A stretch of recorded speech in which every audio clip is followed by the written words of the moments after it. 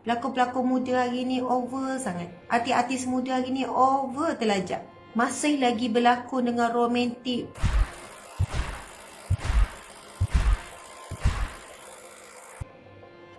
Saya ada tengok lah. Yelah, adalah terlintas-lintas kan. Buka Facebook ada tergaris. Pelakon-pelakon muda hari ni over sangat. Artis-artis muda hari ni over terlajak. Masih lagi berlakon dengan romantik, pegang tangan, muka rapat, dilekatkan dahi, peluk, pakai seksi. Oh, rupanya masih ramai ya.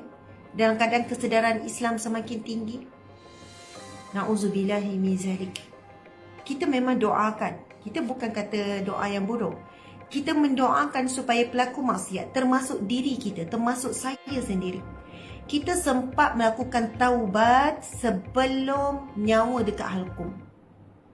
Sebab ramai mana kita lihat pelaku maksiat tak sempat taubat. Dia mati dalam keadaan zahirnya sedang melakukan kemurkaan kepada Allah. Zahirnya dia tidak mentaati perintah Allah. Kita bukan terus hukum. Kita kata, oh mati keadaan macam tu neraka lah. Itu baru hukum. Tetapi ciri-ciri kematiannya, dia pergi dalam keadaan dia tak sempat melaksanakan segala perintah Allah secara jelas, zahir dan tidak meninggalkan larangan Allah. Ramai mana selepas seseorang itu mati, keluarganya susah payah memadamkan dosa maksiat yang dibuat sebelum dia mati di media sosial. Suami, ahli keluarga, isteri dan sebagainya. Na'udzubillah min zalik. Tuan-puan dimati Allah sekalian, ramai mana orang yang mati tak sempat memadam dosa dia, mengutuk, mengeji, menghina dengan perkataan keji dan kesat di media sosial. InsyaAllah. Sekarang saya nak bacakan satu hadis firman Allah Subhanahu wa ta'ala. Sebab ada yang kata, Ustazah, sebersalah lah kalau kita tegur di media sosial, contoh tulis. Padahal tulis elok-elok dah Ustazah, kena kecam juga. Contohlah, pada satu posting seorang artis ataupun influencer yang dikenali, lepas tu ditulis contohlah ayat, janganlah pakai macam ni, malulah sebagai wanita Islam. Wanita bukan Islam pun tak pakai seksi macam ni. Semoga kita, bukan awak je, semoga kita dapat hidayah. Berhentilah tunjuk-tunjuk macam ni, malu. Contoh kan? Kita tulis macam tu kan? Kemudian adalah yang akan marah juga. Yang marah. Hele, kau ingat kau tu bagus sangat ke? Daripada tengok aib orang, baik tengok aib sendiri. Sekarang, ia bukan kira aib peribadi dah. Dia dah tunjuk-tunjukkan.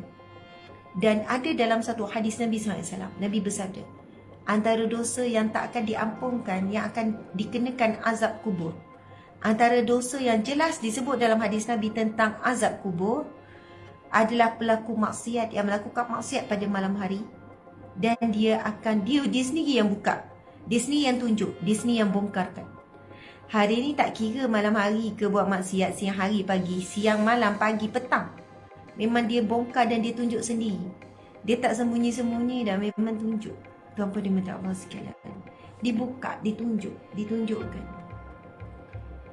Dan akhir zaman memang fitnah yang paling besar adalah fitnah media sosial. Bagi sesiapa yang melakukan amalan memberi nasihat di media sosial, saya bacakan firman Allah Subhanahu wa ta'ala ini. Masya Allah. Dia sebenarnya berkaitan dengan sumpahan Bani Israel, berkaitan dengan kisah hari Sabtu. Kisah hari Sabtu yang mana larangan kepada sekumpulan nelayan, kepada nelayan supaya tidak menangkap ikan pada hari Sabtu. Kisah dia agak panjang, tak ada panjang sangat. Nantilah kita cerita balik. Subhanallah, Allahu Akbar. Lalu ada segolongan daripada mereka ni yang menasihati. Mula-mula Bani Israel ni ikut lagi peraturan Allah ni. Memula ikut lagi. Allah Subhanahu Wa Taala melakukan larangan. Tidak boleh tidak boleh menangkap ikan pada hari Sabtu kepada Bani Israel yang kerja nelayan di satu negeri ini. Apabila nelayan lihat, pada hari lain semua boleh tangkap ikan. Maksudnya, kita nak ceritakan syariat Nabi berbeza-beza.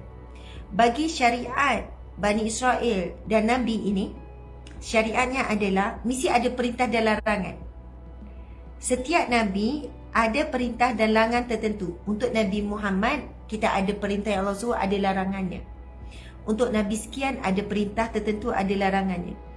Perintah bagi Bani Israel, bagi kampung ini Allah perintahkan supaya tidak melakukan tangkapan ikan pada hari Sabtu.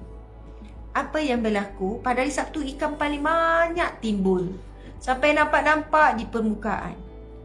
Dan pada hari Ahad, Isnin, Selasa, Rabu, Khamis, Jumaat, semua 6 hari selepas itu boleh melakukan tangkapan ikan. Bila hari Sabtu tiba, mungkin ikan pun tahu Allah melarang, jadi mereka enjoy lah. Kan timbul-timbul di permukaan, main-main, enjoy.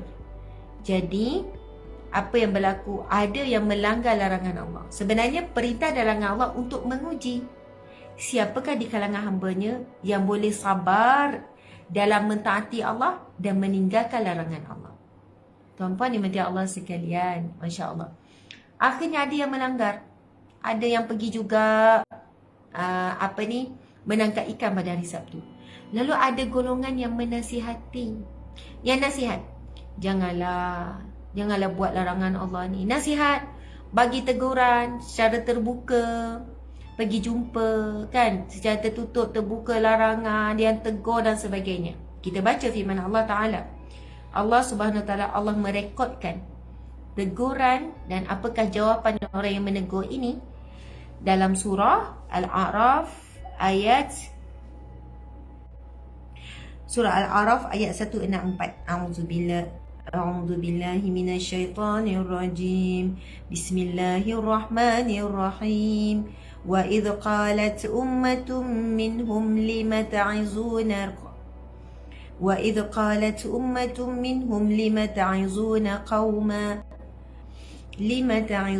قوما الله مهلكهم أو معذبهم عذابا شديدا قالوا معذرة إلى ربكم ولعلهم يتقون.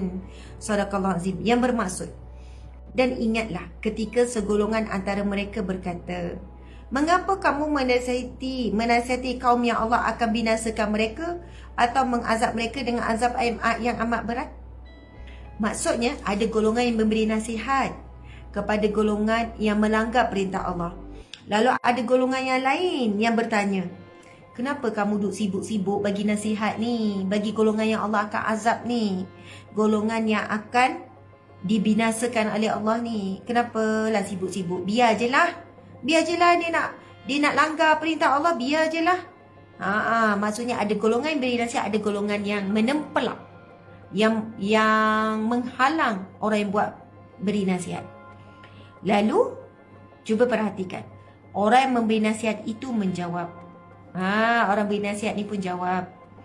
Nasihat itu adalah untuk melepaskan diri daripada bersalah kepada Tuhan kamu, dan supaya mereka yang melanggar arahan itu bertakwa, iaitu takut kepada Allah, dan segera berhenti melakukan maksiat, segera berhenti melanggar larangan Allah. Subhanallah. Jadi sebenarnya, Masya Allah, apa yang orang yang beri nasihat, lalu bila orang kata kau ni macam lah bagus sangat nak tegur-tegur orang, jaga tepi kain orang, jaga tepi kain sendiri, sudahlah, jangan duk sibuk nak baiki orang, baiki diri sendiri. Cara tempelak ataupun ayat ini sama seperti kaum yang mana menghalang orang yang menegur nasihat. Lalu apa jawapan orang yang beri nasihat ini? Sama juga jawapan dengan jawapan orang yang hari ini jawab, saya menegur supaya saya boleh berlepas diri dengan Allah. Subhanallah. Faham tak maksudnya? Apa yang dirakam, orang yang memberi nasihat itu menjawab, nasihat itu adalah untuk melepaskan diri daripada bersalah kepada Tuhan. Saya memberi nasihat kerana perbuatan maksiat ni berlaku depan mata saya. secara terbuka. Bukannya pergi rumah orang tu, rakam, lepas tu buka aib. Maksiat sedang ditunjukkan. Lalu saya nak berlepas diri daripada bersalah kepada Tuhan. Maksudnya menjalankan tanggungjawab. Lepas tu, dan semoga mereka yang melanggar perintah Allah itu akan bertakwa, takut dan segera bertaubat. Tuan-tuan sekalian, apakah balasan yang Allah turunkan kepada mereka yang melanggar perintah Allah, larangan menangkap ikan pada hari Sabtu bagi Bani Israel ini? Apa yang berlaku? Mereka daripada manusia Allah tukarkan kepada kera. Allah tukar immediately. Daripada manusia, semua bertukar jadi kera. Tuan-puan sekalian, jadi kera, tak jadi manusia lah. Itu satu bentuk musibah, amaran yang Allah turunkan. Tuan-puan dimati Allah sekalian, Masya Allah. Jadi, teruskan memberi nasihat di media sosial. Kita lawan mereka yang memberi sokongan. Saya sedih tengok bila pelakon-pelakon artis-artis, selebriti, influencer, founder produk ataupun orang biasa yang ada ramai influencer lah, yang ramai follower ataupun tak ramai follower, bila mereka buat aksi-aksi yang melampau, pakai seksi, pakai ketat, berpakaian tapi telanjang, lepas tu ramai pula jadi ikutan remaja, remaja purba, remaja muda, apa semualah. Lepas tu masih ada yang memuji-muji. Oh, cantiknya, sempurnanya ciptaan Allah, indahnya, sekian-sekian, memuji-muji. Akhirnya pelaku maksiat terbuai dengan pujian. Lepas tu dia masih sihat, kuat, kaya, apa semua.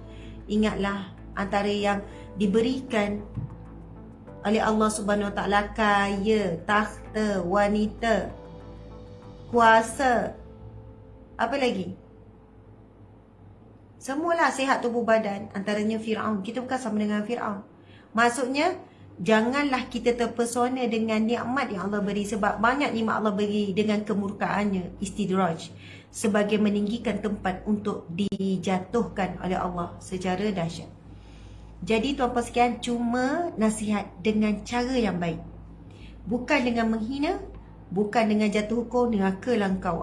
Tak boleh ayat macam tu. Dengan cara yang baik, dengan teguran yang lembut. Bukan lembut. Lembut tu, betul lah tu lembut. Tapi bukan dengan cara menghina, bukan dengan maki, bukan dengan keji. Itulah dilarang, tuan-puan sekalian. Masya Allah.